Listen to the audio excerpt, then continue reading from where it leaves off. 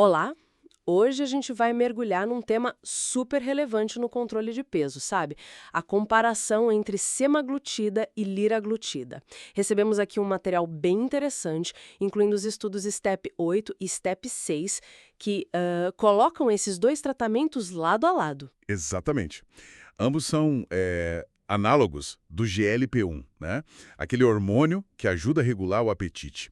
São ferramentas importantes hoje no tratamento da obesidade. O STEP 8 fez essa comparação direta mesmo, semaglutida versus liraglutida. Já o STEP 6 olhou mais para a semaglutida e como ela impacta a qualidade de vida, sabe?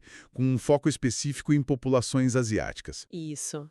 E a nossa conversa aqui vai ser para entender os achados principais, né? Tipo, qual deles realmente leva a uma maior perda de peso?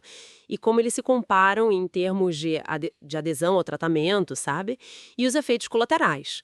E, claro, o impacto na qualidade de vida, que é fundamental. Vamos destrinchar isso. Começando então pelo STEP 8. Foi um estudo bem importante, né? Sem dúvida. Comparou a semaglutida 2,4 miligramas, que é aquela de aplicação semanal, com a liraglutida 3,0 miligramas, de aplicação diária. Isso por 68 semanas. Os participantes eram adultos com sobrepeso ou obesidade, mas, importante, sem diabetes. E foi um estudo randomizado feito em vários centros lá nos Estados Unidos. Certo. E os resultados, olha, foram bem claros em termos de eficácia.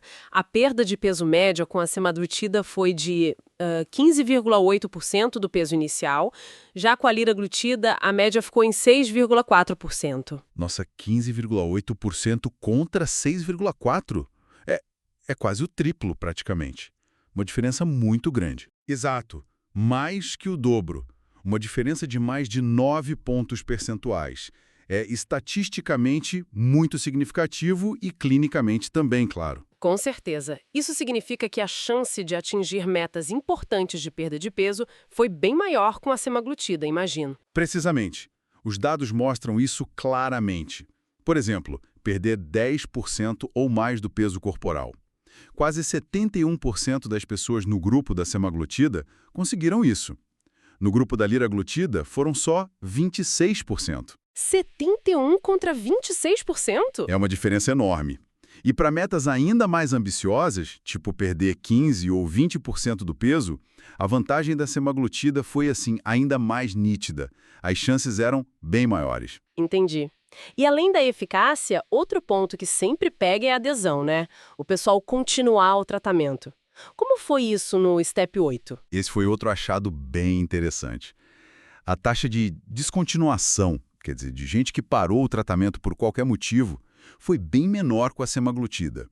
Foi tipo 13,5% na semaglutida contra 27,6% na liraglutida. Metade praticamente. 27% na liraglutida é bastante gente desistindo.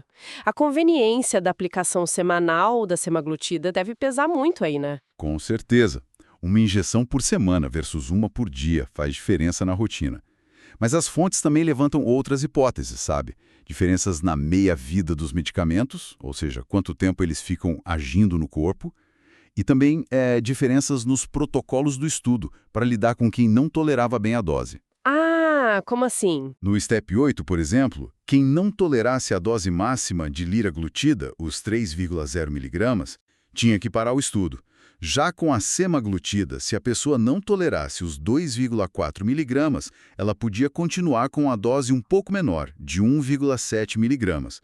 Isso pode ter ajudado a manter mais gente no grupo da semaglutida. Faz sentido, uma flexibilidade maior no manejo. Bom, então eficácia e adesão parecem pender para a semaglutida no STEP 8. Mas e a tolerabilidade no dia a dia? Os efeitos colaterais? Aqueles gastrointestinais, principalmente. Esses apareceram nos dois grupos, sim. Náusea, diarreia, constipação. Mais de 80% das pessoas, tanto num grupo quanto no outro, relataram algum sintoma desse tipo. Mas geralmente foram de intensidade leve a moderada e mais comuns no começo do tratamento, sabe? Naquela fase de ir aumentando a dose aos poucos para o corpo acostumar. É o chamado escalonamento da dose. Certo, a fase de adaptação. E algum outro efeito colateral chamou atenção? Problemas na vesícula, talvez? Sim, houve relatos raros de problemas na vesícula biliar, principalmente formação de pedras, a colelitíase. No STEP 8, esses eventos foram um pouquinho mais frequentes com a liraglutida do que com a semaglutida. E teve também aquela questão do leve aumento na frequência cardíaca, né? Que as fontes mencionam. Bem lembrado. Ambos os medicamentos mostraram um pequeno aumento nos batimentos cardíacos, sim. Uma análise feita depois, uma análise pós-hoc, do STEP 8, mostrou um aumento médio de uns 5 batimentos por minuto com semaglutida e uns 4 com liraglutida lá no final do estudo, comparado com placebo. É algo que se monitora nesses tratamentos. Entendi. Bom, essa questão da experiência do paciente, tolerância, conveniência, isso nos leva bem para o estudo STEP 6, né? Que olhou justamente para a qualidade de vida com a semaglutida 2,4 miligramas. Isso mesmo. E o STEP 6 foi focado em adultos do leste asiático. Além de confirmar a perda de peso expressiva com a semaglutida, a média lá foi de 13,2%, o interessante foi como mediram a qualidade de vida. Usaram questionários específicos, sabe? O IWQOL-CT, que mede o impacto do peso na qualidade de vida, e o SF36V2, que é um questionário mais geral de saúde. E o que eles mostraram? Mostraram melhoras bem claras na qualidade de vida relacionada ao peso, principalmente na função física, tipo conseguir se mover melhor, ter menos limitações, e também nos aspectos psicossociais. Psicossociais como? Como melhora na autoestima, sabe?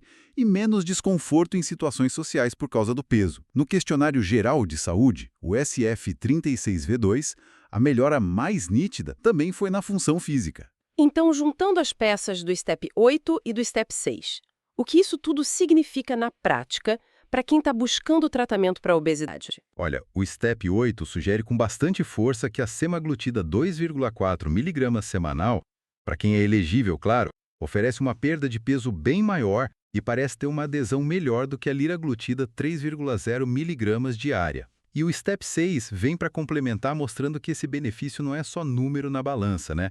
Ele se traduz em melhora na funcionalidade do dia a dia e no bem-estar psicossocial, o que é super importante. Claro que a tolerância de cada um, o acesso ao medicamento, o custo, tudo isso pesa na decisão final. E ter mais uma opção terapêutica continua sendo muito valioso. Perfeito. Então, resumindo os pontos-chave que a gente tirou das fontes.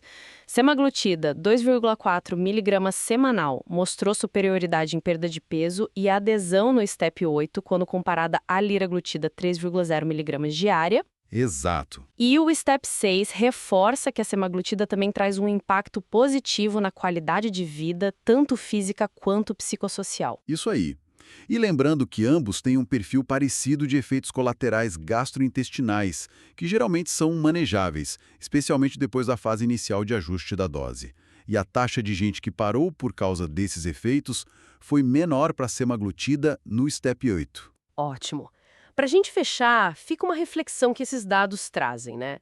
A gente sabe que existem diferenças na estrutura química desses dois medicamentos, semaglutida e liraglutida. E talvez até umas nuances nos mecanismos de ação deles, como algumas outras pesquisas sugerem sobre regulação do apetite e desejos alimentares. Fica a pergunta: como será que a pesquisa futura poderia nos ajudar a personalizar ainda mais a escolha? Será que daria para identificar qual perfil de paciente se encaixaria melhor com as características únicas de cada um desses análogos de GLP-1? É algo para a gente pensar, né?